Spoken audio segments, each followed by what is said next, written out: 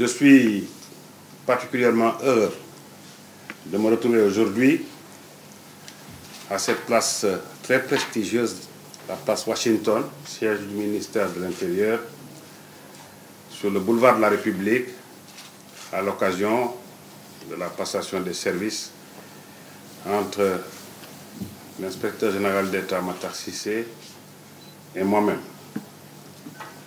Une cérémonie de passation de services représente en quelque sorte un temps de respiration pour une administration dans un état de droit, parce qu'elle consacre la continuité du service public.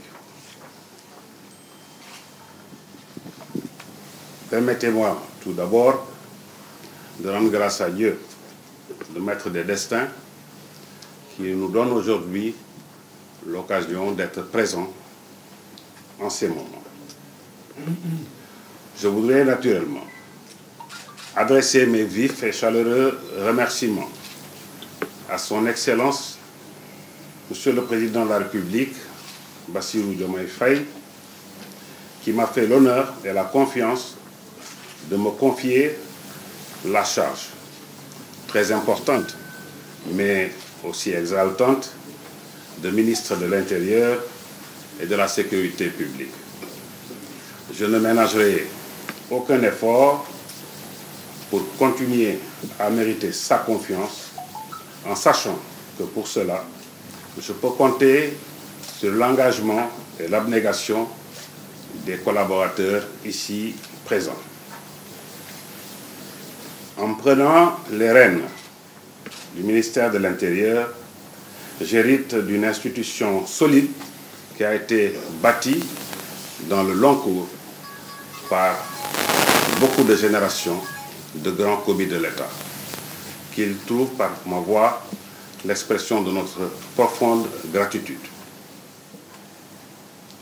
Aujourd'hui encore, ce ministère est servi par des fonctionnaires, de hauts fonctionnaires, tous pétris de beaucoup de qualité et de grande valeur.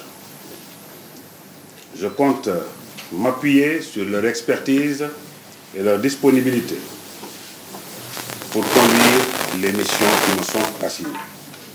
Monsieur le ministre Mohamed Mokhtar Cissé, vous succédez à cette station, c'est un défi, c'est un plaisir, c'est un honneur. En effet, pour vous, pour qui vous connaît, vous êtes un grand commis de l'État, engagé et très perspicace, notamment dans le domaine du leadership transformationnel.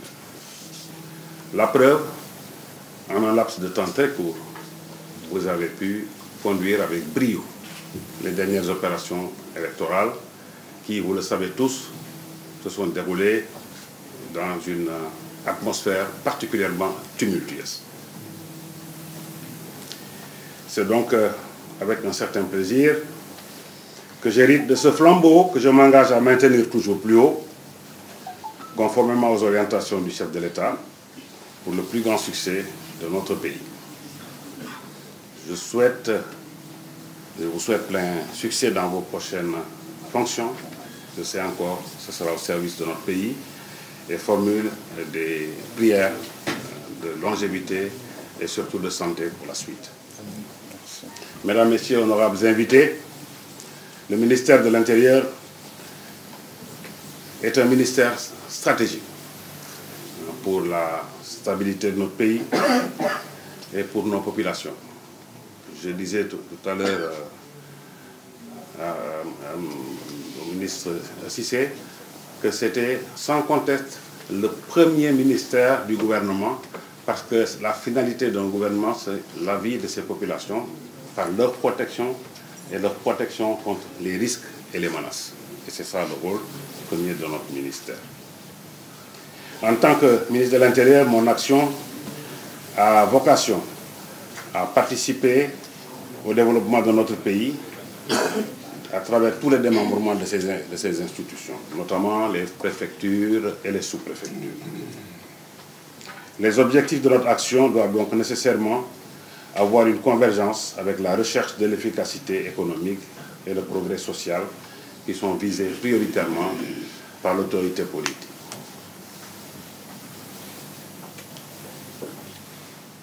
Aujourd'hui, le contexte des périls et des menaces endogènes comme exogènes caractérise notre époque, en particulier dans la sous-région ouest-africaine, et ça nous éduque sur l'importance de la stabilité intérieure qui est le premier marqueur identitaire de notre droit aujourd'hui. De plus en plus, la sécurité de l'État, la sécurité d'État entre en conflit, entre en compétition avec la sécurité humaine. Et il s'agit, sans exclure, sans exclusive, de concilier les deux, en nous centrant sur nos concitoyens par la proximité, mais aussi surtout par l'inclusivité. Il faut discuter avec nos concitoyens, il faut humaniser notre action, il faut respecter les droits de l'homme, il faut tenir en compte la dignité humaine dans tout ce que nous faisons.